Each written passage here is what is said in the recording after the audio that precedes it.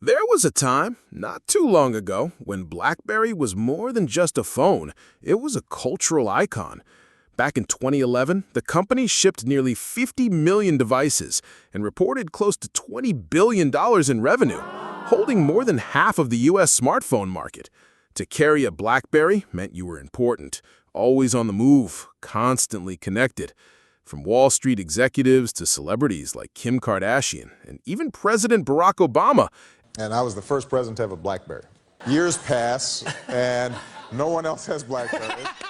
I still remember that distinct sound of the keyboard clicking away. It almost felt like a badge of productivity. And yet, within just 5 years, BlackBerry's empire crumbled. By 2016, annual sales had dropped to about 1 million units, and the company stopped making phones altogether. That shocking fall, from being the king of smartphones to nearly disappearing, still feels surreal. How could a brand so essential to business and culture collapse so quickly? In this video, I want to explore exactly that. We'll look at how a small Canadian startup revolutionized mobile communication, how it rose to the very top of the industry, and why it ultimately lost everything once the rules of the game changed. The origins of BlackBerry trace back to 1984 in Waterloo, Ontario, when Mike Lazaridis, just 23 years old and a few credits short of finishing his engineering degree, decided to drop out of the University of Waterloo. Along with his friend Doug Friedgen, he founded a small firm called Research in Motion, RIM. At the start, RIM wasn't exactly a phone company. They took whatever engineering contracts came their way. One of their earliest major deals was with General Motors, which paid them about $600,000 to design LED display boards for factory workers. It wasn't glamorous, but it gave the young company financial breathing room. A turning point came when RIM secured work with Rogers, a Canadian telecom provider, which steered the company toward wireless data. By 1997, they introduced a two-way interactive pager priced at $675, a hefty cost at the time. But professionals were willing to pay because, unlike traditional pagers, this one allowed both sending and receiving messages. That product quickly became RIM's main business, fueling rapid growth and leading to an IPO in 1998 that raised over $100 million. Then, in 1999, came the true breakthrough, the BlackBerry 850. It wasn't yet a phone. It was a pager capable of handling email. In the late 1990s, that was revolutionary. For the first time, you could read and send emails away from your computer. By 2002, RIM released its first real smartphone, the BlackBerry 5810. Oddly, it required a headset to make calls, but despite that flaw, it marked the beginning of what would soon become a global phenomenon. By the early 2000s, BlackBerry was no longer just a tool for niche professionals. It was becoming the gold standard for mobile communication. What set it apart was its ability to deliver secure, real-time email, something no other phone could match. Banks, law firms, and even government agencies adopted BlackBerries en masse. If your company issued you one, it was a sign that you were trusted with serious responsibilities.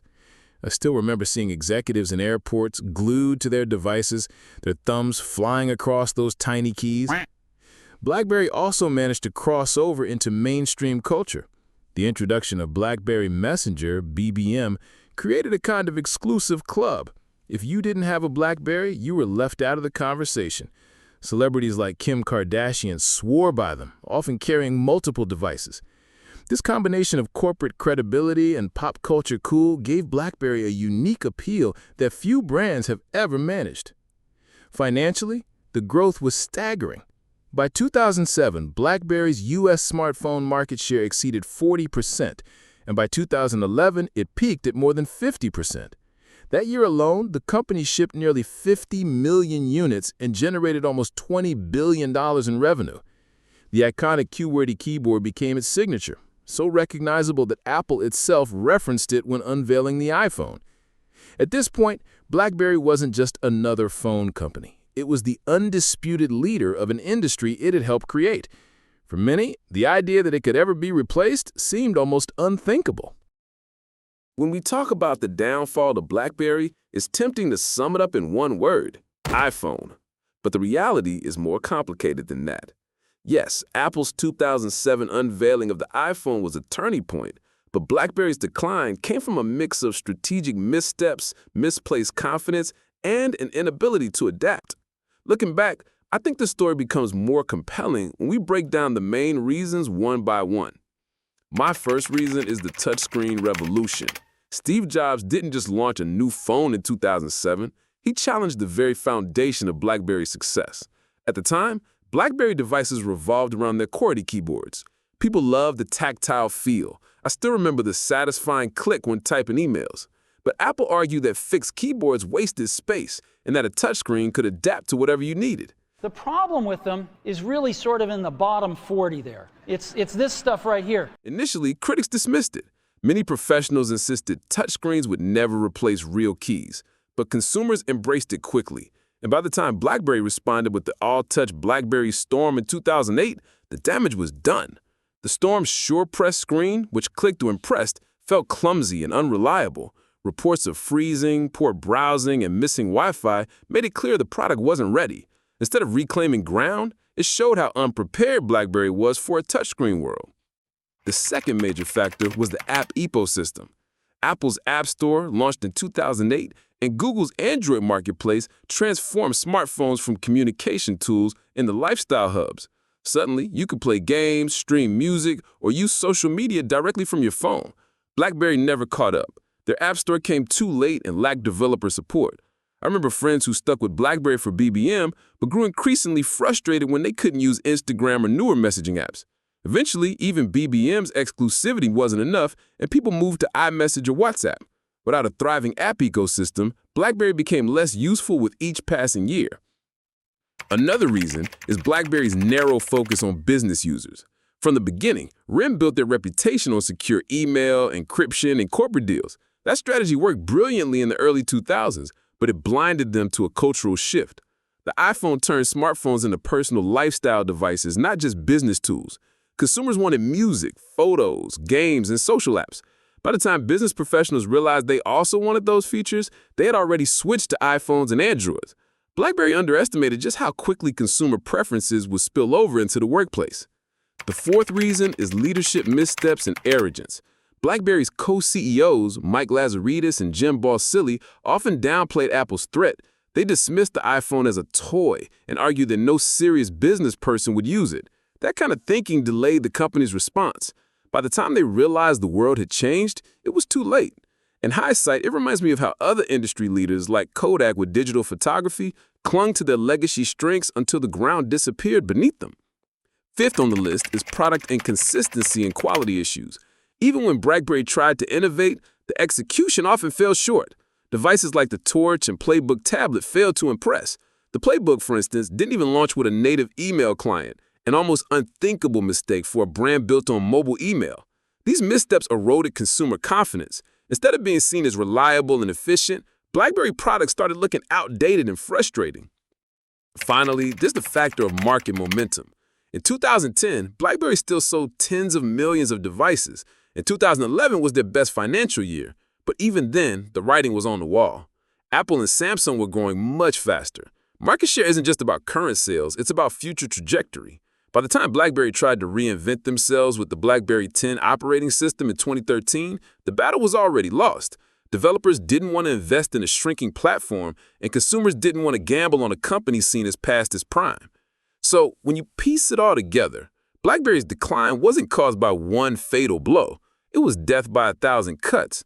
A failed response to touchscreens, a weak app ecosystem, a narrow focus on business, arrogant leadership, poor product execution, and the unstoppable momentum of competitors. For me, what makes this story striking is how quickly confidence turned into complacency. BlackBerry went from king of the smartphone world to a cautionary tale in less than a decade. And perhaps the most surprising part, at the height of their success, almost no one saw it coming. Today, BlackBerry is almost unrecognizable compared to its glory days. In 2016, the company officially announced it would no longer manufacture its own phones, outsourcing production to partners like TCL before eventually exiting the hardware market altogether. The brand name has occasionally resurfaced through licensing deals, most recently with Onward Mobility, but those plans fizzled out without much impact. Instead, BlackBerry has repositioned itself as a software and cybersecurity company. Under CEO John Chen, who took over in 2013, the company pivoted toward enterprise solutions, automotive software, and secure communications. One of its biggest moves was the $1.4 billion acquisition of Cylance in 2019, an AI-driven cybersecurity firm. Today, BlackBerry's revenue is primarily derived from security services, endpoint management, and embedded software for connected cars.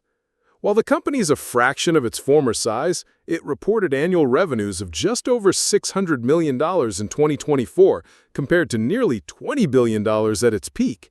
It has survived by finding relevance in new niches. From my perspective, it feels less like the titan it once was and more like a specialist player, carving out a future in industries where security still matters most. The story of BlackBerry is one of the most dramatic business rises and falls in modern history. From a Canadian startup making pagers to controlling over half of the U.S. smartphone market, and then collapsing to near irrelevance in less than a decade. It's both inspiring and cautionary. To me, it's a reminder that no company, no matter how dominant, is safe from disruption. Innovation can't stop, and arrogance can't blind you to changing consumer needs. But I'm curious what you think. Did you ever own a BlackBerry?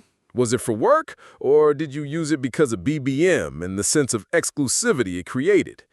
Do you believe BlackBerry could have survived if they had embraced touchscreens and apps sooner, or was the iPhone juggernaut simply too strong?